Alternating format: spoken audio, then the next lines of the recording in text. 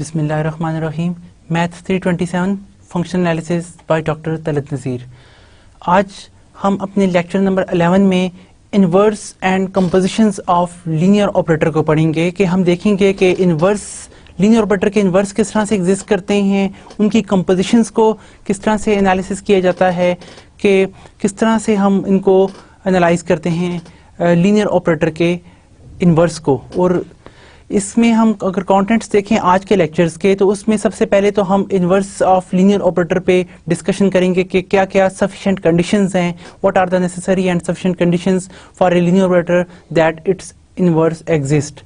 Then some examples regarding to the inverse of this kind of linear operator, और फिर हम compositions को देखेंगे कि composition of linear operator कैसे हम ट्रांसमिट करते हैं इन्वर्स से भी और डायरेक्टली भी, और फिर हम इससे रिलेटेड कुछ एग्जांपल्स को स्टडी करेंगे और कुछ प्रॉब्लम्स को भी सॉल्व करेंगे।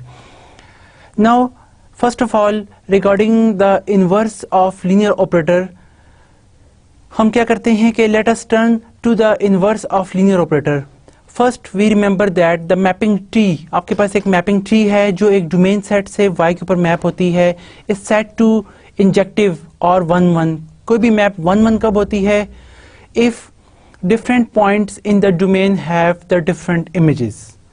आप दो डिफरेंट पॉइंट डोमेन में से लेते हैं, उनके डिफरेंट इमेजेस आप ऑब्टेन करें। That is if for any x1 x2 belongs to the domain set where x1 is not equal to x2, this implies that t of x1 is never equal to the t of x2. So for all xy या for all x1 x2 आप लेते हैं domain set में, तो ये condition satisfy करती है, तो हम कहते हैं हमारी वो मैप जो है वो 1 1 है या 1 to 1 मैप है, लीनियर मैप जो है।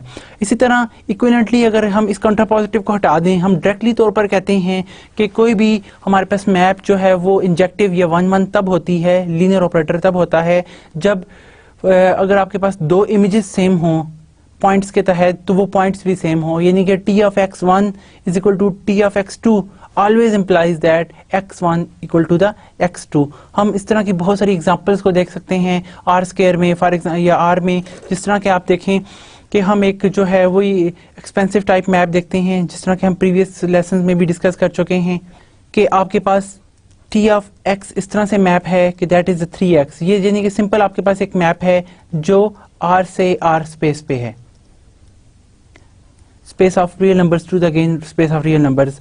अब ये मैप आप देखें कि सपोज दैट कि आपके पास x1 is not equal to x2 है, आप दो एलिमेंट ले लें, तो उनके करस्पॉन्डिंग आपके पास क्या होगा कि आप 3 दोनों तरफ मल्टीप्लाई भी कर दें, तो आपके पास that is not equal to the 3 times x2, because आपके पास हर स्केलर के लिए तो ये होल्ड नहीं करता, तो आप 3 के लिए भी ये होल्ड नहीं करता। So this implies that you can attain the t of x1 it is not equal to the t of x2। ये आपके पास वो मैपिंग है जो इसकी कंडीशन सेटिस्फाई करती है। Hence we say that this map is 1 1। Similarly अगर आप इसको डायरेक्ट वे से देखें तो हम कहते हैं कि आपके पास दो ऐसे पॉइंट्स हैं, सपोज दैट कि आपके पास ना tx1 equal to the t of x2 है। इसका क्या मतलब है कि आपके पास 3x1 equal to the 3x2 है, और अगर हम 3 नॉन रियल नंबर्स की प्रॉपर्टी है कि आप नॉन जीरो नंबर से दोनों तरफ डिवाइड कर सकते हैं and we can attain x1 equal to x2, तो आप दोनों तरह से प्रूव कर सकते हैं कि आपके पास ये वाली जो मैप है, ये जो ऑपरेटर है, ये लीनियर ऑपरेटर है R से R पे। तो इसी तरह आप बहुत सारी एग्जांपल्स को भी डिस्कस कर सकते हैं। इसके बरक्स अगर आपके पास यही मैपिंग सिंपल इस तरह से ले ली जाए, t में कह देता हूं it's some t prime of x equal to the 3 times x square. Now this map bijective map या sorry it's injective map. Injective map यानी कि ये 1 1 मैप है कि नहीं है, तो क्या ये कंडीशन सेटिस्फाई करती है कि नहीं करती? आप कोई भी काउंटर पॉइंट इसमें से उठा के देख सकते हैं कि यानी कि ये आपके पास पूरी मैप जो है, suppose it's a map from r to the r plus space of non negative real numbers, क्योंकि स्केल लें तो हर एक नंबर जो है नॉन नेगेटिव आपके पास हो जाता है। अब आप सपोज करते हैं कि दो पॉइंट्स का इमेज सेम है। आप यहाँ पर देखें, अगर मैं t प्राइम में -1 प्लग इन करता हूँ तो मेरे पास वैल्यू आती है 3। इस तरह मैं t प्राइम में अगर अगेन 1 पुट करता हूँ तो मेरे पास अगेन वैल्यू आती है 3, यानी कि दैट इज कि मेरे पास मैं ये कह सकता हूँ सिंस 3 इक्वल टू 3, यानी कि t prime of -1 is same as the t prime of +1। दोनों के लिए ये कंडीशन होल्ड करती है, यानी कि इससे हम ये ऑब्टेन कर लेते हैं what happen the 3 times -1 square is same as the 3 times 1, यानी कि चूंकि इमेजेस दोनों सेम है और ये इस तरह से ऑब्टेन होते हैं इसका 1 का स्क्वायर, क्योंकि आपने 1 के ऊपर मैप अप्लाई की है, ये टी प्राइम मैप। अब दिस विल गिव्स अस कि आप नॉन जीरो स्केलर से मल्टीप्लाई करें तो you can attain the -1 square is equal to the 1 square, but this does not imply, ये चीज इंप्लाई नहीं करती कि -1 इक्वल टू द 1, ये इंप्लाई नहीं करती, यानी कि ये आपके पास कंडीशन होल्ड नहीं करती। This does not imply, so tx equal to the ty does not imply that x equal to y। कोई भी आपके पास आर्बिट्रेरी पॉइंट के लिए ये कंडीशन होल्ड नहीं करती। तो इसका ये मतलब हुआ कि आपके पास ये जो मैप है टी प्राइम मैप, ये जो है वो 1 1 नहीं है, एक पॉइंट को एक पे ऊपर मैप नहीं करती, क्योंकि आप इसमें नेगेटिव कंपोनेंट्स को पुट करें तो वो इक्वल आते हैं पॉजिटिव कंपोनेंट्स के, तो उनके इमेजेस सेम होते हैं लेकिन रिजल्ट सेम नहीं होता। इसी तरह आप इसको कंट्रा पॉजिटिवली भी प्रूव कर सकते हैं कि जिस तरह -1 is not equal to 1 implies के आपका ये आंसर आना चाहिए T of x1 is not equal to T of x2, लेकिन उसके करस्पॉन्डिंग 3 इक्वल टू 3 जो कि आ रहा है। सो कंट्राडिक्शन से भी आप इसको प्रूव कर सकते हैं कि आपकी ये जो ऑपरेटर है it's a not onto operator, T prime is not onto operator, ये आपने जो डिफाइन किया है r से r प्राइम, r से r प्लस के ऊपर। तो जो इंपॉर्टेंट बात होती है लीनियर ऑपरेटर के लिए वो हम देख सकते हैं सफिशिएंट कंडीशंस। उसके लिए सबसे पहले हमने ऑन टू को देखा, 1 1 को देखा कि आपके पास 1 to 1 मैप होनी चाहिए, 1 to 1 ऑपरेटर। अब इनवर्स के अगर जब हम जिक्र करते हैं इन दिस केस यहाँ पर मैं आपको ऑन टू के बारे में बताता जाऊँ। ऑन टू क्या होता है कि रेंज के तमाम एलिमेंट्स के लिए डोमेन का एलिमेंट गिवन हो तो हम उसको कहते हैं ऑन टू। लेकिन जो लीनियर ऑपरेटर होते हैं इसके लिए जो है ऑपरेटर, किसी भी ऑपरेटर के लिए, ना सिर्फ वो लीनियर हो, हर ऑपरेटर के लिए अगर कोई मैप जो है वो 1 1 होती है तो वो डिफॉल्टली वो ऑन टू भी होती है। तो 1 1 होना काफ़ी है या सिर्फ ऑन टू होना ही काफ़ी है। That are the sufficient conditions for existing the inverse. T inverse जो होती है वो आपके पास ऐसी मैपिंग होती है जो रेंज सेट से दोबारा डोमेन सेट के ऊपर आती है, यानी कि रेंज सेट के तमाम एलिमेंट्स को दोबारा पुल बैक करती है डोमेन सेट के एलिमेंट्स ऑफ टी के ऊपर, यानी कि जिसमें आपके पास y not equal to some T x not है कि y नॉट, हर y नॉट के लिए एक x नॉट एलिमेंट एग्जिस्ट करे कि आप इसके ऊपर t अप्लाई करें, you attain an element y not, यानी कि for which every y not belongs to the range of t। अब आप बातें उलट रही हैं, आपके पास जो एलिमेंट रेंज के हैं अब वो डोमेन ऑफ इनवर्स मैपिंग के लिए एलिमेंट्स बन रहे हैं वहां से। तो every y naught belongs to the range of t on to that x naught belongs to the domain of t for which t of x naught equal to the y naught। You can see in the figure that के देखें ये overall हमारे पास t जो है वो map क्या करती है कि आपके पास डोमेन के एलिमेंट्स को मैप करती है। ये आपके पास एक ट्री मैप है जो यहाँ के एलिमेंट्स को लेती है और रेंज ऑफ टी पर मैप करती है। अब स्पेस आपके पास सेम है, so both one can say that it's operator, so x और वाई जो है वो आपके पास दोनों एक्स एक्स हैं। यहाँ पर टी इनवर्स क्या करेगी कि हर वाई नॉट जो कि रेंज ऑफ टी का एलिमेंट है इसको पुल बैक करेगी, इसके लिए एक एक्स नॉट यहाँ पे आपके पास ऑब्टेन होगा जिससे ये वैल्यू आपके पास दोबारा से ऑब्टेन हो जाएगी। The mapping T inverse is called the inverse of T. ये मैपिंग, ये ऑपरेटर आपके पास, अब अगर x और y डिफरेंट है तो ये एक मैपिंग होगी या ट्रांसफॉर्मेशन होगी, और x दोनों पे सेम है तो ये एक ऑपरेटर कहलाएगा, यानी कि इनवर्स ऑपरेटर हम इसको कहेंगे। From t inverse it's an operator, यानी कि इट्स मैपिंग जो रेंज ऑफ t से डोमेन ऑफ t पे मैप करता है। हर y नॉट जो रेंज ऑफ टी का एलिमेंट है ये पुल बैक हो जाता है एक्स नॉट एलिमेंट पर जो कि डोमेन ऑफ टी का एलिमेंट है। Clearly one can easily see that के आपका ये जो ऑपरेटर वाइज देखा जाए तो T inverse T of x हमेशा एक्स इक्वल होता है, T of T inverse of y equal to y होता है। आप मैपिंग वाइज देखें तो आपके पास जो टी है ओवरऑल ये क्या करती है, एक्स को वाई पर मैप करती है, टी इनवर्स जो है वो y को x पे मैप करती है। तो यहाँ पर जब t इनवर्स का मतलब ये है कि ये सिर्फ y के एलिमेंट पे लगता है, y तमाम जो है y के एलिमेंट्स हैं, x तमाम जो है वो x के एलिमेंट्स हैं।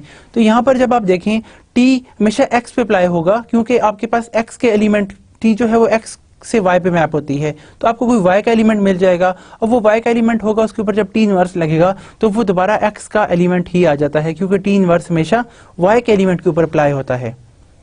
इसी तरह यहाँ पर टी इंटू टी इनवर्स आप वाई देखते हैं तो आपके पास क्या आता है कि वाई टी इनवर्स जो है हमेशा वाई पे ऊपर इम्प्लॉय होता है, तो वाई पे जब इम्प्लॉय होगा तो आपके पास x का एलिमेंट आ जाएगा यहाँ पर, और x का एलिमेंट दोबारा आप t अप्लाई करेंगे, so it's again you gives you an element of the space y, जो कि एक y इसका एलिमेंट आपको मिल जाएगा।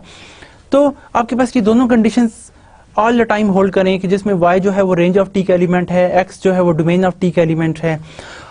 कोई भी आपके पास ऑपरेटर लीनियर तब होता है जब ये दो कंडीशन सेटिस्फाई करें। उसकी बहुत सारी इंपॉर्टेंट वजूहात ये हैं कि आपके पास देखें, मैपिंग हमेशा कम्यूट नहीं करती। मैपिंग में आपके पास not always the F O G is equal to the G O F, ये हमेशा नहीं होती, नॉट ऑलवेज इक्वल। ये हमेशा कभी कभार बहुत सारी मैपिंग में आप एफ आइडेंटिटी ले लें फिर तो हमेशा होगा, एफ आप जीरो ऑपरेटर ले लें फिर तो हमेशा होगा, लेकिन हर एक के लिए ये होल्ड नहीं करती। तो इसका मतलब ये है कि इन्वर्स ऑपरेटर तब होगा जब आपके पास लेफ्ट हैंड साइड पर भी आपके पास ये इन्वेरिएंट होगा, राइट हैंड साइड पर भी इन्वेरिएंट होगा, ये इन्वर्टेबल की ये दोनों कंडीशंस को सेटिस्फाई करेगा।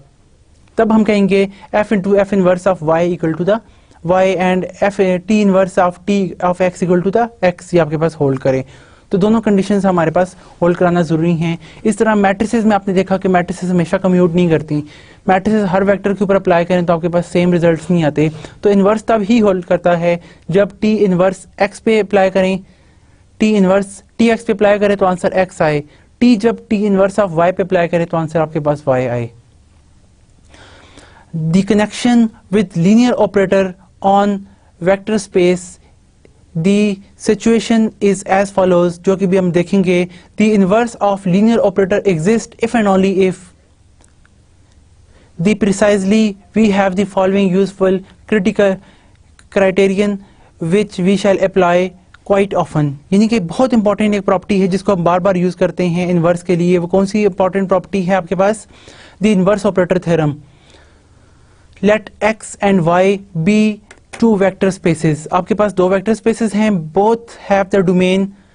पहले की डोमेन जो है वो आपके पास एक्स टी है जो कि एक्स का हिस्सा है, जो रेंज ऑफ टी है वो क्या है, आर टी से डिनोट करते हैं जो कि वाई का सबसेट है।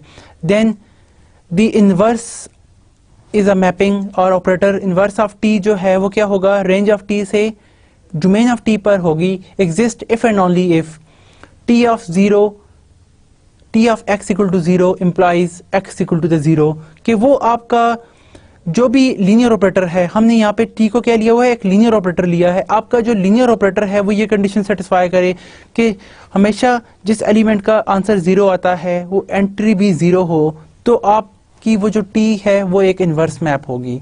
This is the if and only if case for linear operator. बहुत इंपॉर्टेंट प्रॉपर्टी है कि आपका एक टी जो है एक लीनियर ऑपरेटर है x से y के ऊपर, ठीक है। वो ऑपरेटर लीनियर कब होगा, वो ऑपरेटर लीनियर है, उसका इनवर्स कब एग्जिस्ट करेगा, इफ एंड ओनली इफ के t of x equal to zero implies x equal to zero, one implies two, यानी कि इफ एंड ओनली का केस है, इनवर्स एग्जिस्ट करता है तो आपके पास T X zero equal to zero होगा, इम्प्लाइज के x इक्वल टू जीरो, और इस तरह T x equal to zero implies x equal to zero है तो t का इन्वर्स हमेशा एग्जिस्ट करेगा। ये दोनों properties a implies b and b implies a as well as hold करती हैं। दूसरी, अगर लीनियर ऑपरेटर आपके पास t लीनियर ऑपरेटर है, if t inverse exist then t is linear operator. ये आपका t इन्वर्स एग्जिस्ट तब ही करता है अगर आपके पास ऑपरेटर जो है वो लीनियर हो। तीसरा इंपॉर्टेंट बात कि if the domain or the dimension of the domain space T is finite then there exists T inverse। अगर डोमेन की जो डायमेंशन है वो फाइनाइट है तो T इनवर्स एग्जिस्ट करेगा, और T इनवर्स भी एग्जिस्ट करता है, तो वही डायमेंशन जो है किसकी है, रेंज ऑफ T की भी है। कि जो आपके पास लीनियर ऑपरेटर है वो उसकी डोमेन फाइनाइट है, टी इनवर्स भी एग्जिस्ट करता है, तो इस बात पे फोर्स करेगा कि जो रेंज स्पेस है उसकी डायमेंशन भी फाइनाइट होगी और उसकी डायमेंशन भी सेम n ही के इक्वल होगी। ये तीन हमारे पास इंपॉर्टेंट कॉन्सिक्वेंस हैं इस इन्वर्स ऑपरेटर थ्योरम की कि जो आपके पास टी लीनियर ऑपरेटर है उसका इन्वर्स एग्जिस्ट करता है इफ एंड ओनली इफ के जीरो को सिर्फ जीरो पर मैप करे।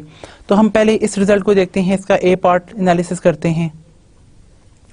पहले हम पार्ट ले लेते हैं, सपोज दैट कि T x equal to zero implies x equal to zero and we are to show that कि टी इनवर्स जो है वो एग्जिस्ट करता है।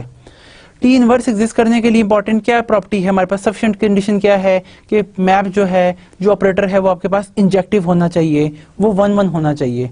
अब हम 1 1 शो करेंगे बाय एम्प्लॉइंग दिस प्रॉपर्टी कि टी सिर्फ जीरो को जीरो पर मैप करता है। लेट करते हैं हमारे पास T x1 equal to x2, क्योंकि इनवर्स शो करने के लिए हम क्या करते हैं, किसी भी मैप का इनवर्स शो करना हो तो हम सिर्फ इतना शो करते हैं t of x1 equal to t of x2 implies x1 equal to x2 के अगर इमेजेस सेम हैं तो डोमेन के एलिमेंट्स भी सेम होंगे। अगर ये शो हो जाता है तो हम क्या कहते हैं, t का इनवर्स जो है वो एग्जिस्ट करता है। अब सिर्फ हमारे पास गिवन क्या है इस केस में, सपोज कर रहे हैं कि tx equal to zero implies x equal to zero.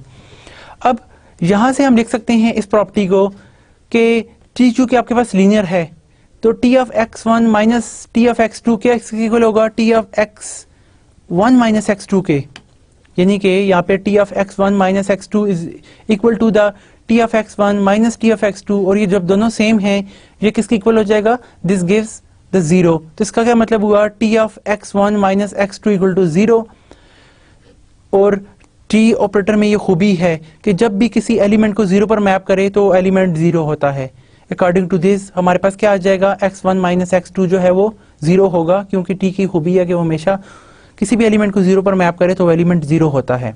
तो ये हमारे पास एलिमेंट जीरो आ गया and by this hypothesis we can attain x1 equal to x2। तो इनिशियल कंडीशन क्या थी, t of x1 equal to x2, और हमने ऑब्टेन क्या कर लिया, x1 इक्वल टू x2।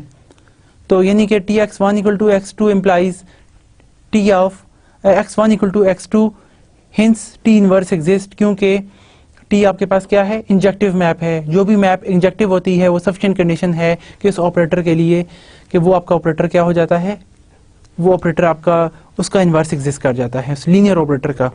तो हिंस कि आपका जो t इनवर्स है वो एग्जिस्ट कर रहा है। Now conversely we assume that कि t इनवर्स एग्जिस्ट करता है, और अब हम ये शो करने जा रहे हैं कि अगर t इनवर्स एग्जिस्ट करता है तो t इनवर्स जो है हमेशा ये t के अंदर खूबी होगी कि t of x equal to zero implies x equal to zero.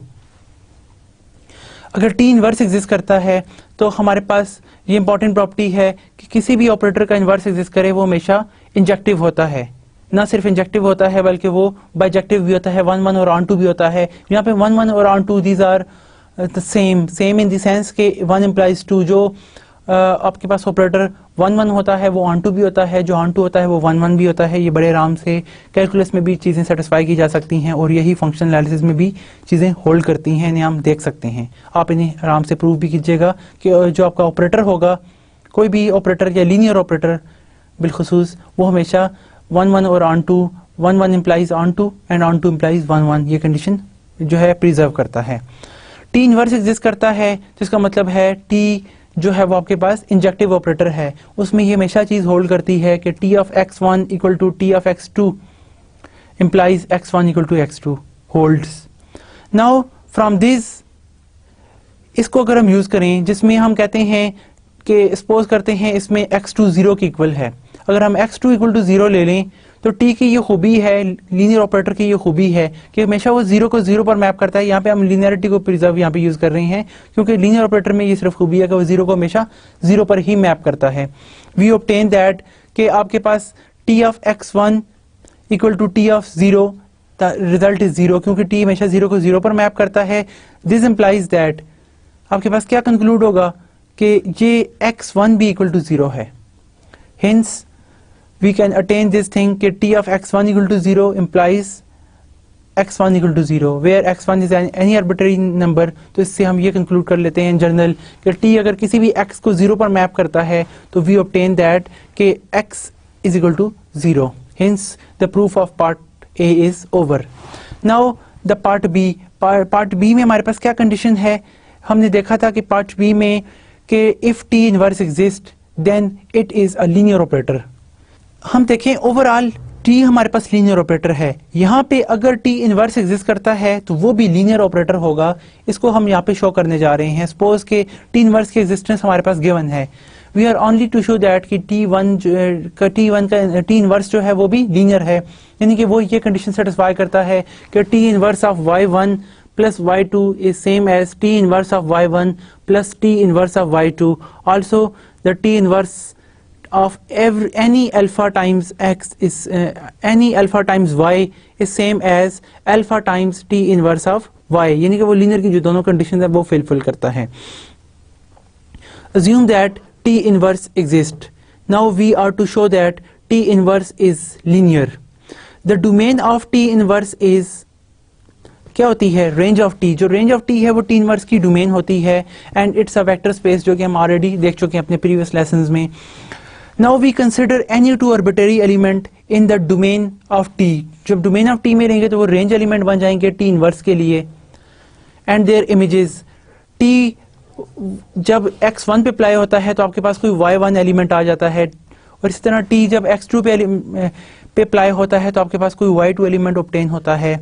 तो टी इनवर्स एग्जिस्ट करता है तो हम यहाँ से टी को इस तरफ लेके जाएं या टी इनवर्स अप्लाई करें तो हम वी कैन अटेन कि x1 equal to the T inverse of y1 and x2 equal to the T inverse of y2। T given है, हमारे पास लीनियर ऑपरेटर है, हम शो करने जा रहे हैं टी इनवर्स भी लीनियर है। उसके लिए so that for any scalars alpha beta V have alpha time y1 plus beta times y2 को अगर हम लें तो t बाय डेफिनेशन क्या है, y1 आपके पास गिवन है यहाँ से t of x1, y2 given है t ऑफ x2। तो हम यहाँ पे y1 की जगह tx1 इसकी वैल्यू डाल लेते हैं, y2 की जगह t ऑफ x2 इसकी वैल्यू एम्प्लॉय कर लेते हैं। अब t चूंकि लीनियर ऑपरेटर है तो लीनियर की ये प्रॉपर्टी सेटिस्फाई करता है कि t of alpha x1 plus beta x2 is same as alpha times t of x1 plus beta times t of x2। तो हम यहाँ से इसको डायरेक्टली ये भी इम्प्लॉय कर सकते हैं कि टी आपके पास ये प्रॉपर्टी जो है वो सेटिस्फाई करता है कि आपने y के ऊपर इम्प्लॉय किया तो आपके पास ये वाली वैल्यू आ गई। सिंस आप यहाँ पर देखें जिस तरह हमने t जो है x1 को देखा कि x1 आपके पास क्या है, T inverse of y1, x2 जो है वो आपके पास टी इनवर्स ऑफ y2 की इक्वल है।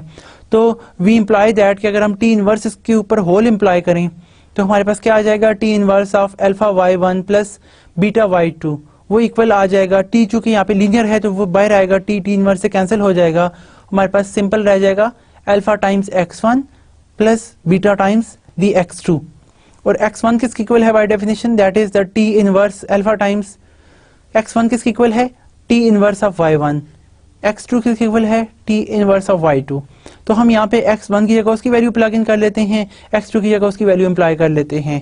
तो यहाँ पर देखें t इनवर्स, इसका मतलब क्या हुआ, t इनवर्स जब alpha y1 plus beta y2 पर इम्प्लाई हुआ तो we obtain this is equal to the alpha times t inverse of y1 plus the beta times t inverse of y2। तो ये कंडीशन आपके पास बड़े आराम से फुलफिल हो जाती है कि हर अल्फा बीटा स्केलर्स के लिए और for any x1 y1 belongs to the domain set of T inverse, क्योंकि टी इनवर्स की जो डोमेन है उसकी आप वैल्यू यहाँ पे प्लग इन कर रहे हैं, उसके लिए ये रिजल्ट होल्ड करता है। तो इसका मतलब क्या हुआ, टी आपके पास एक लीनियर मैप है, क्योंकि हमने लास्ट क्लास में ये प्रूव किया था कि जो लिनियरिटी है it's also is equivalent to this condition, कि आपके पास ये कंडीशन और वो दूसरी कंडीशन आपस में इक्विवेलेंट हैं। दो प्रॉपर्टीज को हमने एक फॉर्म में प्रूव किया था। Hence T inverse is an a linear operator, T inverse भी आपके पास ए लीनियर ऑपरेटर है। थर्ड रिजल्ट की तरफ आते हैं जो ये बताती है कि अगर आपके पास dimension of domain of T finite है, कोई नंबर n है और टी इनवर्स एग्जिस्ट भी करता है, देन क्या होगा, domain then the dimension of range of T is same as the dimension of domain of T. Domain of T की डायमेंशन और रेंज ऑफ टी की डायमेंशन भी सेम होगी अगर टी इनवर्स एग्जिस्ट करता है। देखिए इसका मतलब ये है कि डोमेन सेट में जितने नंबर ऑफ एलिमेंट्स हैं इतने रेंज ऑफ के सेट में भी उतने ही हमारे पास एलिमेंट्स मौजूद हैं, दोनों के अंदर नंबर ऑफ एलिमेंट्स हमारे पास सेम हैं। इसके लिए हम अब लेके आते हैं अपने रिजल्ट्स की तरफ कि इसका प्रूफ हम कैसे करेंगे। सिंस वी हैव, हम एक पिछले थ्योरम लास्ट क्लास में प्रूव कर चुके हैं कि आपके पास डोमेन, अगर आप देखें डायमेंशन देखें, dimension of range of T is always less than equal to the dimension of domain of T. अगर एक की डायमेंशन m है तो रेंज की हमेशा डायमेंशन उससे लेस देन एंड इक्वल होगी। इस तरह अगर हम टी इनवर्स के लिए हम यहाँ पर देखते हैं कि आप डायमेंशन डी टी की यानी कि डोमेन की जो डायमेंशन है वो रेंज की डायमेंशन से लेस है by employing the T inverse property. कि आप टी इनवर्स के लिए इम्प्लॉय करें ना तो वहाँ पर ये बिल्कुल चीज़ उलट हो जाती है। तो एक के लिए इससे लेस है, दूसरे के लिए इससे लेस है, तो 1 और 2 इम्प्लाइज कि दोनों की डायमेंशन सेम है। अगर एक की डायमेंशन n है तो दूसरे की डायमेंशन भी n है, हम बड़े आराम से इम्प्लॉय कर सकते हैं। यहाँ पर अगर आप गौर करें तो हमारी जो पहली कंडीशन है वो टी की उस थ्योरम को इम्प्लॉय करके आता है कि अगर डोमेन की डायमेंशन फाइनाइट है तो रेंज की डायमेंशन भी उससे लेस देन होगी, अगर इसकी n है तो इसकी less than equal to n होगी। इसी तरह टी इनवर्स हमें बताता है कि आपके पास डोमेन और रेंज जो है वो चेंज हो जाती हैं। वही थ्योरम अगर हम दोबारा अप्लाई करें तो टी इनवर्स की जो डोमेन है उसकी डायमेंशन हमेशा ग्रेटर होगी, टी इनवर्स की जो रेंज है उसकी डायमेंशन से लेस देन इक्वल होगी। और अगर आप 1 और 2 दोनों को अप्लाई करें तो यू कैन अटेन दैट कि दोनों की डायमेंशन सेम है। और अगर क्योंकि फाइनाइट डायमेंशनल स्पेस में इनकी कोई फाइनाइट डायमेंशन होती है, n की इक्वल है, तो दोनों की डायमेंशन n होगी। तो ये रिजल्ट भी हमारे पास इंक्लूड हो जाता है जब टी इनवर्स एग्जिस्ट करे तो उस सूरत में। अच्छा, इसमें अगर आप गौर करें इसी रिजल्ट में तो ये हमें बताता है कि नंबर ऑफ एलिमेंट्स अगर टी इनवर्स एग्जिस्ट करे तो जितने आपके पास यहाँ पर है उतने एलिमेंट वहाँ भी एग्जिस्ट करते हैं, तो दोनों की डायमेंशन आपको सेम आ जाती है। अगर ये आर स्क्वायर के एलिमेंट है तो ये भी आर स्क्वायर के एलिमेंट है, ऑपरेटर भी है, तो they have the same dimension, R square के टपल्स भी सेम होंगे। फाइनाइट डायमेंशनल स्पेस में डोमेन और रेंज सेट की जो है डायमेंशन सेम होती है अगर टी आपके पास लीनियर ऑपरेटर हो और उसका इनवर्स भी एग्जिस्ट करे तब। Now we finally mention a useful formula for the inverse of the composition of linear operator. Composition of a linear operator जो है बहुत इंपॉर्टेंट है कि हमारे पास जो ऑपरेटर है ना, कोई भी आप लीनियर ऑपरेटर ले लें उसका इनवर्स आप लें तो वो भी एक लीनियर ऑपरेटर होता है, वो तो हमने देख लिया। अब उनकी कंपोजिशन लें तो composition of 2 linear operator is also a linear operator, ये हमारे पास होता है। इसी तरह इनवर्स की लीनियर ऑपरेशन भी हम जो है वो स्टडी कर सकते हैं as a inverse of product form में। Let T is an operator from space x to y, या कोई ट्रांसफॉर्मेशन है आपके पास। इसी तरह s भी आपके पास है y से z के ऊपर एक बाइजेक्टिव लीनियर ऑपरेटर हम ले लेते हैं। बाइजेक्टिव का मतलब क्या है कि it's a 1 1 and on 2 where x y z are the vector spaces. See as in figure, हम फिगर के अंदर भी देखते हैं, यानी कि आपके पास क्या है जी, x एक स्पेस है, y आपके पास एक स्पेस है, z एक स्पेस है। t क्या करता है, x को y स्पेस पे मैप करता है, s क्या करता है ऑपरेटर कि y को z पे मैप करता है। तो एस टी क्या करेगा, डायरेक्टली x से z पर मैप होगा और ये भी एक लीनियर ऑपरेटर होगा। लीनियर ऑपरेटर यानी कि t अगर लीनियर है, if t is linear, s is linear, then st is also linear operator. One can easily show, आप यहाँ पर इसको शो कर सकते हैं। फॉर इंस्टेंस के मैं अगर आपको यहाँ पर इस प्रॉपर्टी को बताऊं कि हाउ इफ आपके पास s and t are linear, ये अगर आपके पास 2 लीनियर ऑपरेटर हैं तो हमें पता है कि ये वो प्रॉपर्टी सेटिस्फाई करेंगे लीनियर ऑपरेटर की। तो हम देखते हैं कि s और t आल्सो लीनियर होगा। उसकी क्या वजह है कि जब भी आप x प्लस y पर इसको अप्लाई करेंगे तो आपके पास s यहीं पे रहेगा, पहले t अप्लाई होता है। हमें पता है कंपोजिशन में ये चीज़ होल्ड करती है कि t जो है वो x प्लस y पे अप्लाई होता है। तो आपके पास क्या आ जाएगा, s यहीं रहेगा। t चूंकि लीनियर ऑपरेटर है तो t क्या करेगा, आपको फर्स्ट का एलिमेंट दे देगा, दैट इज सम tx, और सेकंड जो है वो ty, क्योंकि हमारी असर्शन क्या है कि t is a linear operator. अब s जो है वो अगेन लीनियर ऑपरेटर है। s क्या करेगा, s आपके पास पहले एलिमेंट भी इम्प्लाई होगा और s दूसरे एलिमेंट भी इम्प्लाई होगा। s अगेन इज st, क्योंकि आपके पास s भी लीनियर ऑपरेटर है। तो देखें इसने ये लीनियर की फर्स्ट कंडीशन सेटिस्फाई कर दी कि s t of tx t plus s t of x plus y is same as stx plus sty। ये आपके पास यहाँ पे y है, इसके लिए ये होल्ड कर गई। सिमिलरली अगर आप दूसरी कंडीशन देखें यहाँ पे st के लीनियर, क्या st लीनियर ऑपरेटर है, इसके लिए दूसरी कंडीशन हम देखते हैं, दूसरी प्रॉपर्टी। तो चूंकि हम देखते हैं यहाँ पे s उसी तरह रहेगा, सबसे पहले हमारे पास t ऑपरेटर जो है वो अल्फा x पे इम्प्लॉय होगा, जब टी ऑपरेटर अल्फा एक्स पे इम्प्लाई होगा, हमें पता है कि टी लीनियर ऑपरेटर है, तो लीनियर ऑपरेटर अपनी ये प्रॉपर्टी सेटिस्फाई करता है कि वो एक्स को यहाँ पे बाहर ले आएगा, क्योंकि आपके पास टी लीनियर है। हमने टी की लीनियर की प्रॉपर्टी यूज कर ली। अब एस जब इसके ऊपर इम्प्लाई होगा तो एस भी लीनियर है, एस क्या करेगा, इस अल्फा को बाहर ले आएगा और खुद अप्लाई हो जाएगा टी एक्स के ऊपर। नोट दैट कि अल्फा आपके पास कोई भी स्केलर है वो यहाँ पे बाहर आ जाता है, scalar over the same scalar जो कि हम इस फील्ड में से लेते हैं एलिमेंट, तो हर स्केलर के लिए ये प्रॉपर्टी होल्ड कर देती है। दिस शोज दैट कि हमारा ये एस टी जो है ये भी एक लीनियर ऑपरेटर है। एस टी इज ऑल्सो है ना लीनियर ऑपरेटर। अच्छा, अब जब टी इनवर्स के बारे में बात करते हैं, ये तो हम देख चुके हैं।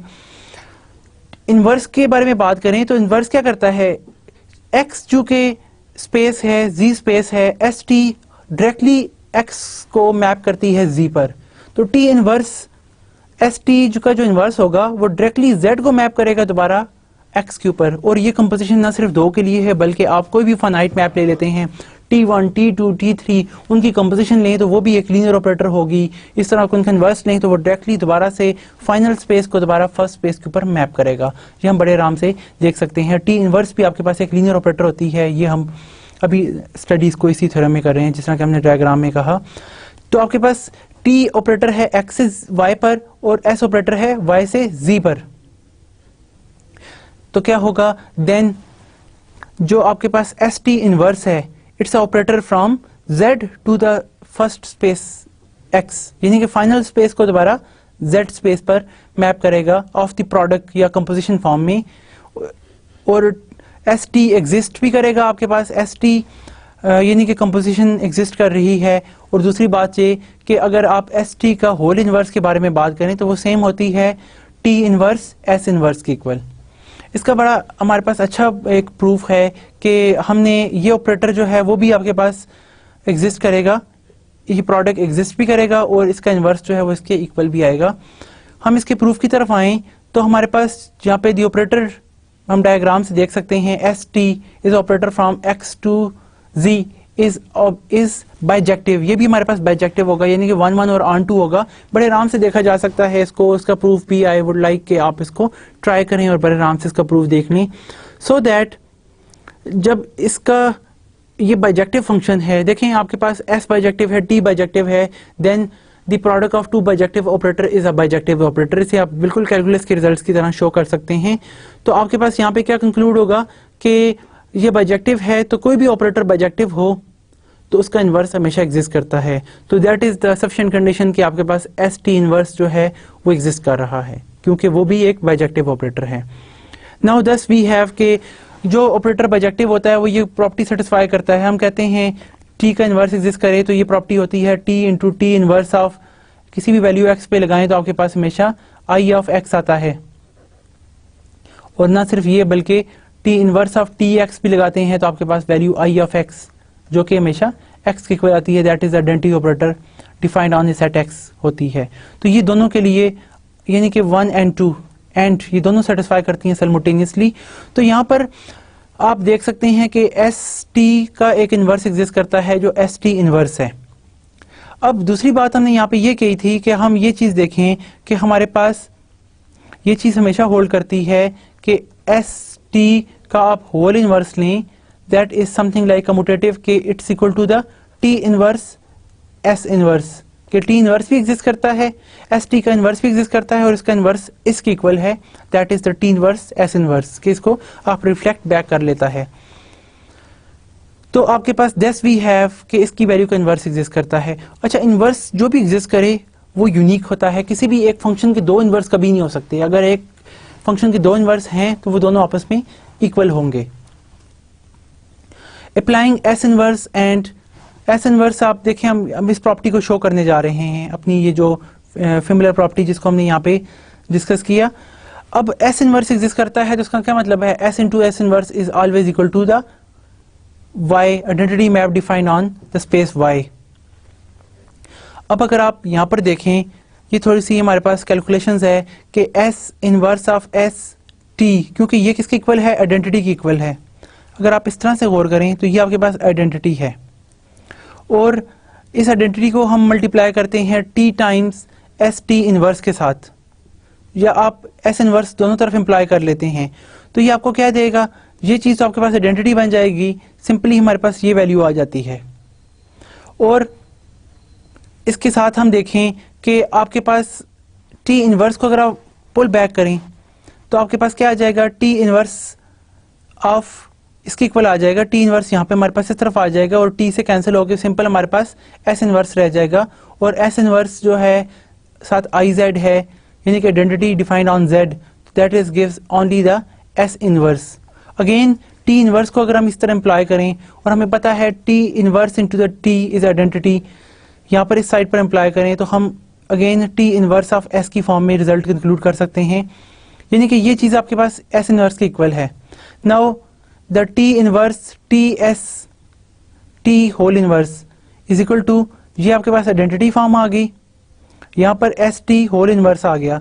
एस टी होल इनवर्स को अगर आप यहाँ से कंक्लूड करें, this will gives us the T inverse S inverse, and this proves that कि आपके पास ये प्रॉपर्टी प्रूव हो जाती है। लेकिन अगर आप इसको भी बड़े आराम से अगर देखना चाहें तो हम ये देख सकते हैं कि इसका प्रूव हम एक और तरीके से भी कर सकते हैं। फॉर इंस्टेंस के मैं आपको यहाँ पे इस चीज़ के प्रूफ के बारे में बताता हूँ।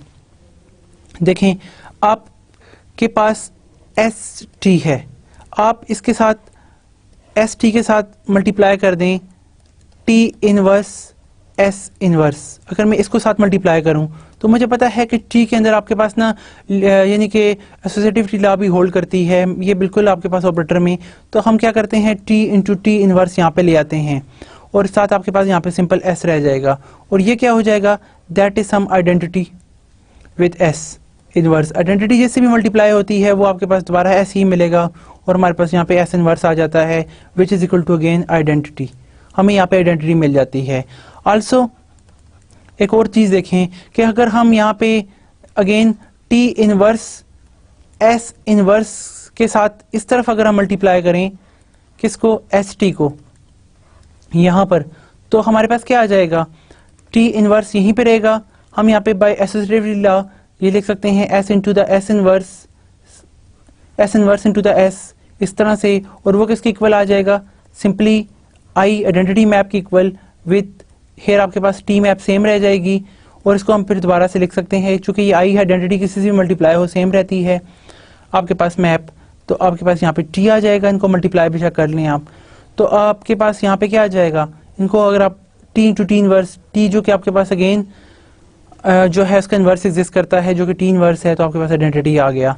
इसका क्या मतलब हुआ कि इसका मतलब ये दोनों प्रॉपर्टी को अगर आप देखें तो ये इन्वर्स की प्रॉपर्टी है। इसका मतलब है कि टी इनवर्स और ये एस इनवर्स हमने लेफ्ट साइड पे भी मल्टीप्लाई किया, राइट साइड पे भी मल्टीप्लाई किया, वो आपके पास एस टी का इन्वर्स है, क्योंकि दोनों तरफ आप मल्टीप्लाई करें तो जॉब आइडेंटिटी ही आता है, आइडेंटिटी मैपिंग ही आती है। इसका मतलब है ये आपके पास क्या है, is inverse of S T map, यानी कि इन दोनों की जो कंपोजिशन है इस मैप के इन्वर्स है। लेकिन हमें पता है बट इसका इन्वर्स क्या है, एस टी का इन्वर्स क्या होता है, S T whole inverse, this is the inverse. ये आपके पास इन्वर्स है किसका, ऑफ एस टी का। तो लेकिन इन्वर्स हमेशा हमारे पास यूनिक होता है, किसी भी मैप के दो डिफरेंट इन्वर्स नहीं हो सकते। अगर दो डिस्टिंक्ट इन्वर्स हैं, they are one of the same. तो हमारे पास क्या होगा, बाय यूनिकनेस ऑफ इन्वर्स,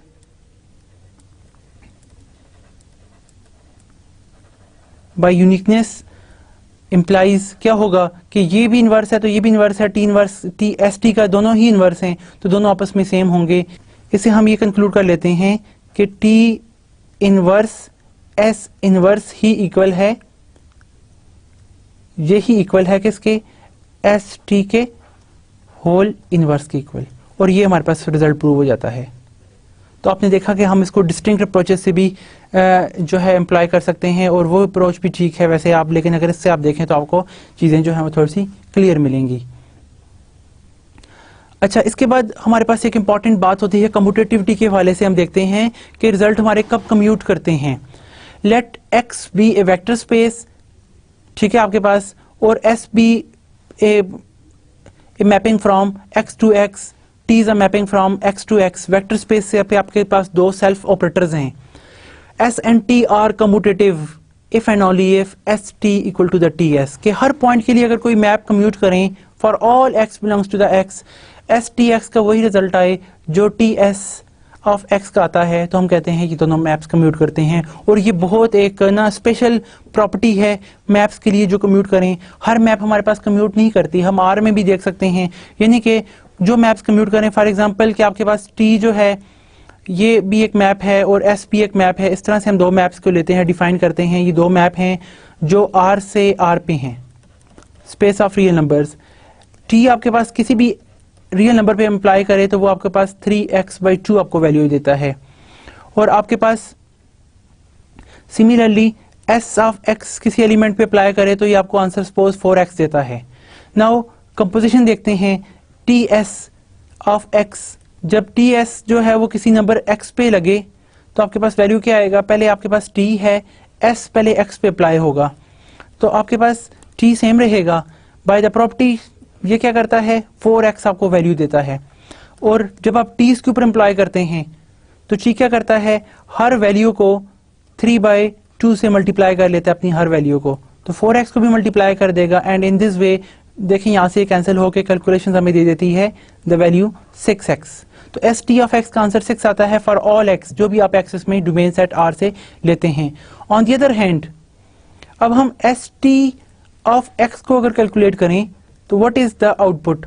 पहले आपके पास S सेम रहेगा, पहले ऑपरेटर T इम्प्लाई होगा बिकॉज इट्स अ कंपोजिशन. तो S T जो है पहले इम्प्लाई करते हैं तो T हर वैल्यू को क्या करता है? 3x/2 की फॉर्म में ले लेता है. और जब आप इसके ऊपर S इम्प्लाई करते हैं, S जस्ट 4 से मल्टीप्लाई कर देता है हर वैल्यू को. ये भी आपके पास दो लीनियर ऑपरेटर हैं, आप इसको चेक कर सकते हैं, लीनियरिटी प्रिजर्व करते हैं. 4 और ये 2 आपस में कैंसिल होकर कैलकुलेशन आपको दे देती है 6x. तो इसका क्या मतलब हुआ कि आपके पास फॉर ऑल x, जो भी आप x जो है ना वो R से ले रहे हैं, आपके पास ये चीज होल्ड करती है TS of x is same as ST of x.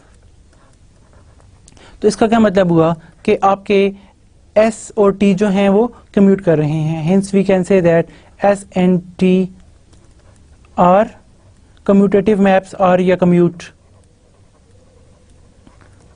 इस तरह की प्रॉपर्टीज हम अलजेब्रा में भी पढ़ चुके हैं. ग्रुप थ्योरी में भी आपने देखा होगा कि वहां पर भी ग्रुप्स कब कम्यूट करते हैं, अबिलियन ग्रुप्स जिसे हम कहते हैं.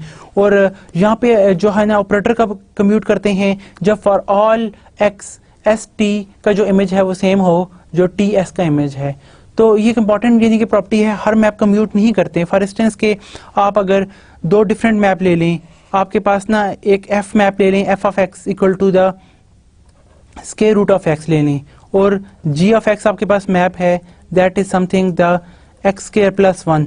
तो आप देखें आपके पास f और g ऑफ x लें, यानी कि आपने g के ऊपर वैल्यू f अप्लाई करनी है तो आपके पास रिजल्ट आएगा x² + 1 इस टाइप का. और ऑन दी अदर हैंड आप g of f of x लें तो पहले आपके पास f अप्लाई होगा और जो वैल्यू आएगी उसके ऊपर आप x अप्लाई करेंगे तो यू अटेन x+1. तो देखें हर वैल्यू के लिए सेम नहीं है, तो इससे आप अप्लाई कर सकते हैं कि here f o g of x is not equal to the g o f of x. Hence these maps are not commute, क्यों हर x के लिए कम्यूट नहीं करते. 0 के लिए ये दोनों अगरचे सेम हैं लेकिन बाकी के लिए 1 के लिए आप देखें तो आपके पास यहाँ पे क्या आएगा? √2 और इस तरफ आपके पास वैल्यू 2 आती है. तो फॉर ऑल x के लिए चूंकि कम्यूट नहीं करते रियल वैल्यू पर, तो ये मैप्स कम्यूट नहीं करते. कम्यूटेटिव मैप्स की भी बहुत ज़्यादा एप्लीकेशंस हैं जो हम अपने आने वाले लेसन्स में देखेंगे. इसमें फिर हमें जो है adjoint operator, self adjoint operators और इस तरह की तमाम चीज़ें जो हैं उसमें देखेंगे कि कम्यूटेटिविटी कहाँ तक इंपॉर्टेंट रोल प्ले करती है और किस तरह के रिजल्ट्स जो हैं उनके लिए सूटेबल है. वैसे जो मैप्स कम्यूट करें उनकी जो है एप्लीकेशंस बहुत ज़्यादा नाइस हो जाती हैं, बहुत सारी वो अपने अंदर खुसूसियत होल्ड कर रहे होते हैं, तो वो हमें जो है ना हमारे लिए बड़ी यूज़फुल होती है. अब अगर हम कुछ प्रॉब्लम्स को इसके साथ स्टडी करें, फॉर इंस्टेंस के let t is a mapping from, first problem में t is a mapping from x to the y be a linear operator, show that the image of subspace v of x is a vector space and so the inverse image of a subspace W of y. कि आपके पास जो image है इसका वो भी एक vector space होगा linear operator का। इमेज देखें आपके पास क्या होता है, उसकी जो सब स्पेस होती है इमेज, यानी कि जो रेंज ऑफ टी है, यानी कि टी ऑफ वाई में कह देता हूँ, टी ऑफ वाई जो है आप ऑब्टेन करते हैं, ये भी एक सब स्पेस है और इसका इन्वर्स इमेज जो है वो भी सब स्पेस है वाई का। यानी कि टी लीनियर है तो लीनियर क्या करता है, अपने हर एलिमेंट को हमेशा पुल बैक करता है अगेंस्ट। तो आपके पास चूंकि जो लीनियर ऑपरेटर है वो ये कंडीशन सेटिस्फाई करता है कि T of alpha X plus the beta Y आप लें तो आपके पास वैल्यू क्या आती है, alpha times T X plus the beta times the T Y, और ये एलिमेंट आपके दोबारा उस पार्ट का हिस्सा हैं। तो हर एक पॉइंट के लिए आप देखें दोबारा से उसका लीनियर कॉम्बिनेशन आपको मिल जाता है, दोबारा उसी स्पेस में कंटेन करेगा। तो उससे आप ये ऑब्टेन कर लेते हैं कि उसकी जो सब स्पेस है वो भी एक वेक्टर स्पेस है, यानी कि ये जो इसकी जो रेंज सेट आपको मिल रही है वो एक जुमे वो भी एक सब स्पेस इंप्लाई करती है। सब स्पेस की प्रॉपर्टी आपको पता है कि आपके पास किसी भी वेक्टर स्पेस की जो सब स्पेस होती है वो वेक्टर स्पेस कब होती है, जब उनका लीनियर कॉम्बिनेशन किसी भी स्केलर के साथ लें तो उनका सम जो है ये लीनियर कॉम्बिनेशन दोबारा उसी स्पेस में बिलोंग करे। तो आप इस तरह से ये प्रॉपर्टी जो है उसको शो कर सकते हैं और उसके इन्वर्स के लिए भी शो कर सकते हैं। नेक्स्ट में हम कहते हैं property number example number 2, let X be a vector space of all complex 2x2 matrices define that T आपके पास x से x पर है जो कि टी एक्स क्या करता है, बी एक्स टाइप आपको वैल्यू देता है। बी भी आपके पास एक मीट्रिक है, बी भी आपके पास बी क्या है, आपके पास एक मीट्रिक है, 2x2 मीट्रिक है। इस फिक्स्ड नंबर यानी कि B11 बी, यानी कि आपके पास बी यहाँ पे इस तरह से एक मीट्रिक है जिसकी एंट्रीज क्या है, द एंट्रीज आर, मैं कह देता हूँ B1 B2 B3 B4, ये आपके पास एक 2x2 मीट्रिक है यहाँ पे फिक्स्ड। टी ऑपरेट इस तरह करता है कि वो मीट्रिक आपके पास हर वेक्टर के ऊपर एम्प्लॉय करती है, तो आपके पास वैल्यूज आ जाती हैं। Show that T is linear, ये आपका ऑपरेटर लीनियर है। अब आप ये बड़े आराम से शो कर सकते हैं कि आपका जो टी जो है ना किसी भी एक्स पर एम्प्लॉय होता है तो इसका मतलब क्या है कि वो बी एक्स पे एम्प्लॉय होती है। अब एक्स आपका क्या है, बी यहाँ पर आपके पास गिवन है B1 B2 B3 B4, इस तरह की 2x2 मीट्रिक है। एक्स आपके पास वेक्टर है कोई भी x1 x2 टाइप, यानी कि आर स्क्वायर का एलिमेंट है, आर स्क्वायर को आर स्क्वायर पे मैप करता है। तो आपके पास यहाँ पर जब इसके ऊपर ये इट्स जस्ट मैट्रिक मल्टीप्लिकेशन, जो हमें पता है कि मैट्रिक मल्टीप्लिकेशन क्या होती है, ये रो और कॉलम वाइज आपके पास मल्टीप्लाई होते हैं। B1 x1 plus the B2 x2, ये इसकी फर्स्ट एंट्री है।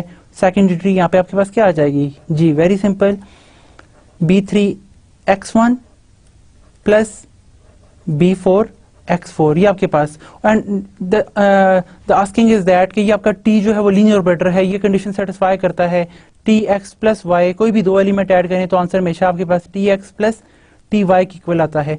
और इसी तरह टी ऑफ अल्फा एक्स लें तो आपके पास जवाब क्या आता है, alpha times the T x. तो ये बड़े आराम से आप यहाँ पे शो कर सकते हैं इसको, क्योंकि मैट्रिक्स आपके पास लीनियर है, ये एक्स प्लस वाई पे लेगी तो यहाँ पे दो एलिमेंट x1 भी है आपके पास प्लस y1 भी है, तो आप वहां से सेपरेबल करके दो मैट्रिक्स की फॉर्म इसको बड़े आराम से इंटरप्रेट कर सकते हैं।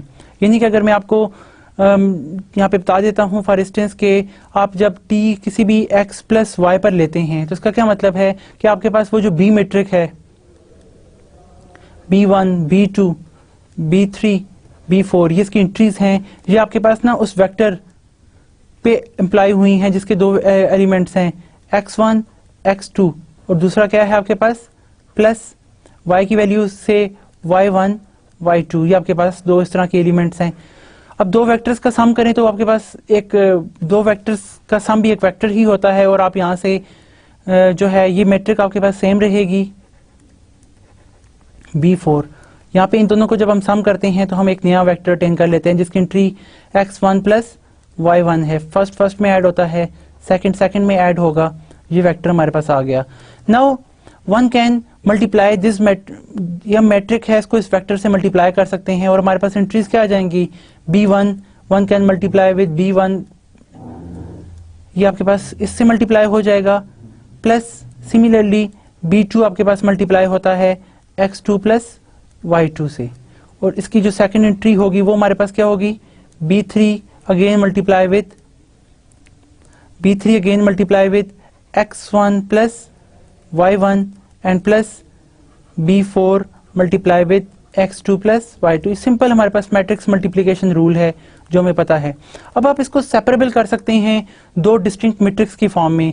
अच्छा, अगर आप चाहें तो इसका डायरेक्ट प्रूफ यहाँ से भी देख सकते हैं, वो आप कैलकुलेशंस भी होल्ड करती है, लेकिन डायरेक्टली आप देखें तो ये मैट्रिक जो है आपके पास ये कंडीशन सेटिस्फाई करती है कि ये जो B11, B12, B3, B4 है, आप ये डायरेक्टली के सिर्फ फर्स्ट फैक्टर से भी मल्टीप्लाई होगी, x1, x2 से भी, और इसी तरह प्लस ये मैट्रिक्स की प्रॉपर्टी है कि वो B1, B2, B3, B4 जो है वो आपके पास सेकंड आपके पास जो वेक्टर है कौन सा y1, y2, इससे भी मल्टीप्लाई होगी y1 एंड y2।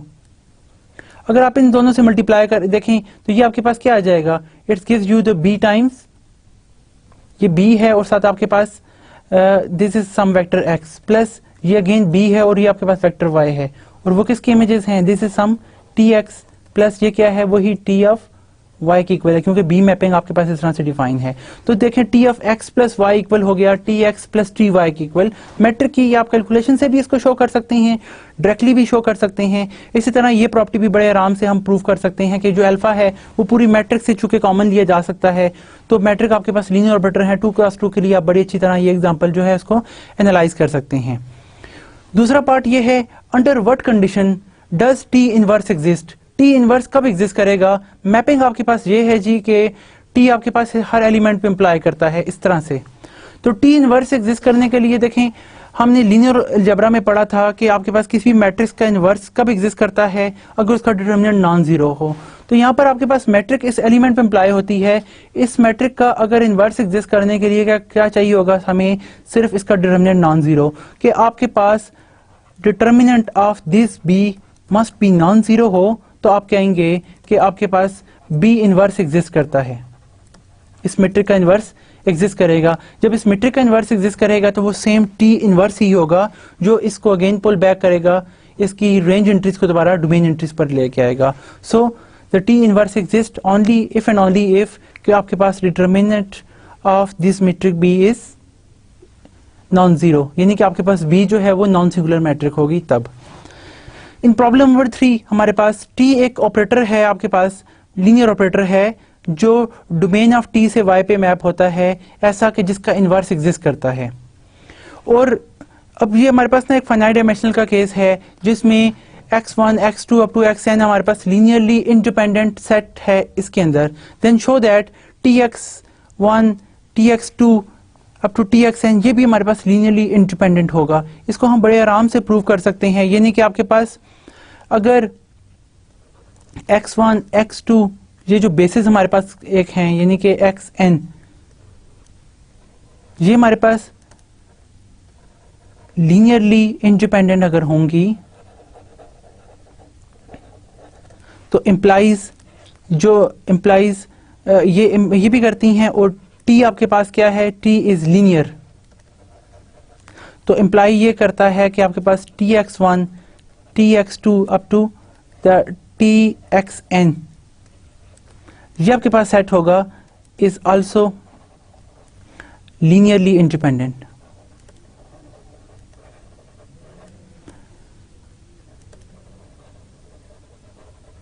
ये हमारे पास linearly independent, this is a thing अगर टी लीनियर ऑपरेटर है।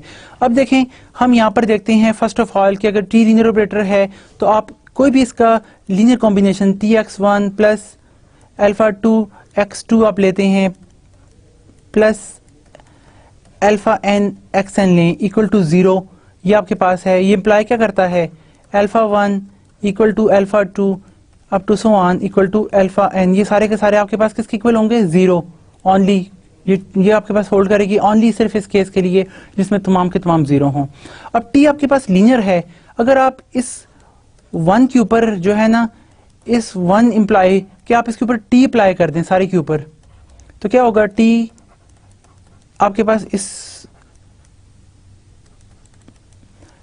तरफ आप मैपिंग t अप्लाई करें तो t आपके पास यहाँ पे 0 पर भी इम्प्लाई होगा, और यहाँ पे आपके पास t आपके पास लीनियर ऑपरेटर है तो वो क्या करेगा, अल्फा 1 tx1 प्लस यहाँ पे भी अल्फा 2 बाहर आ जाएगा, tx2 पे हो जाएगा, क्योंकि हमारे पास गिवन है t जो है वो एक लीनियर ऑपरेटर है। तो plus up to so on आपके पास क्या हो जाएगा, alpha N T X N, और टी हमेशा क्या करता है हमारे पास, यहाँ पर इसको हम देख सकते हैं टी आपको हमेशा 0 पर 0 मैप लेके आता है।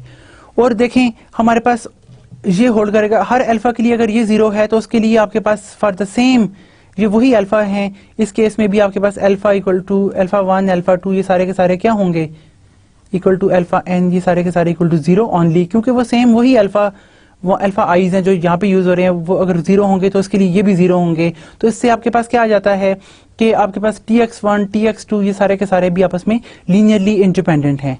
दिस शोज दैट कि आपका ये set tx1 tx2 up to the txn is linearly independent as well, क्योंकि आपके पास वही अल्फा आईज हैं जो हर एक के लिए, तो जो अल्फा आईज आप हर एक के लिए लेते हैं जिनका लीनियर कॉम्बिनेशन इक्वल टू 0 है, वो यहाँ पे टी एक्स आईज के लिए भी वही अल्फा आईज वर्क करेंगे, उनका भी लीनियर कॉम्बिनेशन 0 हो जाएगा। तो आपके पास हर अल्फा 0 होने की वजह से क्या होगा, ओनली यही केस है क्योंकि वो वहाँ पे केस है, लीनियर ऑपरेटर ने आपको 0 पे 0 मैप कराता है, और आपके पास ये प्रूव हो जाता है कि टी एक्स आईज जो हैं वो भी आपके पास लीनियरली इंडिपेंडेंट वेक्टर्स होंगे। Finally, problem number 4 में let t is a mapping from x to the y is a linear operator और dimension of x equal to the dimension of y, ये n है आपके पास finite है, then show that कि range of t is equal to y, कि range पूरे y को cover करेगी और t inverse हमेशा exist करेगा। अब देखें रेंज और डोमेन सेम होती है, t लीनियर ऑपरेटर है, तो उससे क्या होगा फाइनाइट डायमेंशनल स्पेसेस में दोनों के अंदर नंबर ऑफ एलिमेंट सेम होंगे। t इनवर्स कब एग्जिस्ट करता है, जब t आपके पास कौन सी मैप हो, t इज इंजेक्टिव मैप या बाइजेक्टिव मैप। तो आप लीनियर ऑपरेटर को शो कर सकते हैं डायमेंशन सेम होने की वजह से कि हर एक एलिमेंट को के लिए हमारे पास हर एक वहाँ पे एलिमेंट कवर अप होता है। तो जब ये केस आ जाता है तो t आपके पास इंजेक्टिव मैप होती है, जब t इंजेक्टिव होगी तो वो ऑपरेटर आपके पास क्या होगा, उसका इन्वर्स जरूर एग्जिस्ट करेगा। इस तरह इन्वर्स एग्जिस्ट करता है तो आपके पास जो t है वो इंजेक्टिव मैप होगा। जब t इंजेक्टिव मैप होगा तो आपके पास क्या होगा, वो उसकी पूरी की पूरी रेंज जो है वो कवर अप हो जाएगी। जब रेंज पूरी कवर हो जाएगी तो इससे हम ये रिजल्ट कंक्लूड कर सकते हैं। तो आप इसका प्रूफ भी जो है वो लिख सकते हैं। तो आज के लेसन में हमने टी इनवर्स को देखा, यानी कि इनवर्स ऑफ लीनियर ऑपरेटर को स्टडी किया, प्लस साथ ही हमने इससे रिलेटेड एग्जांपल्स को भी स्टडी किया, फिर हमने कंपोजिशंस और इसके इनवर्स को भी स्टडी किया। तो आई होप कि आपको इससे रिलेटेड अब बाकी प्रॉब्लम्स जो है वो अटेम्प्ट करने में आसान होगी और आपका इनवर्स मैपिंग के मुतालिक कंसेप्ट जो है वो क्लियर हो गया होगा कि किस तरह से इनवर्स मैप जो है वो पुल बैक करती है रिवर्स इमेज रेंज सेट को दोबारा डोमेन सेट पर किस तरह से लेके आती है। तो हम यहाँ पे इख्तिताम करते हैं। नेक्स्ट क्लास में हम ना फिर बाउंडेड लीनियर ऑपरेटर्स को स्टडी करेंगे कि अगर ऑपरेटर बाउंडेड हो जाए फिर वो किस तरह की कंडीशंस को सेटिस्फाई करता है और फाइनाइट डायमेंशनल स्पेसेस में उसकी क्या एप्लीकेशंस हैं। Okay, thank you very much. अल्लाह हाफिज़।